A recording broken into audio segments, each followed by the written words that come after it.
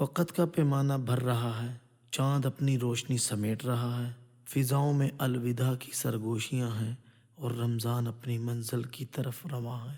مگر سوچو، یہ صرف نئے کپڑوں کی رات نہیں، یہ صرف مٹھائیاں بانٹنے کا دن نہیں، یہ صرف خوشی اور مہمان نوازی کا موقع نہیں، یہ ایک عظیم وقت ہے جس میں دو جذبات مل رہے ہیں: رمضان کی جدائی کا غم، عید کی آمد کی خوشی۔ کسی کے دل میں شکر ہے کہ اللہ نے ایک اور رمضان نصیب کیا، کسی کی آنکھوں میں آنسو ہیں کہ پتہ نہیں اگلا رمضان اور چاند رات نصیب ہوگی یا نہیں۔ کوئی دعا مانگ رہا ہے کہ یہ عبادت کا نور اس کی زندگی کا حصہ بن جائے۔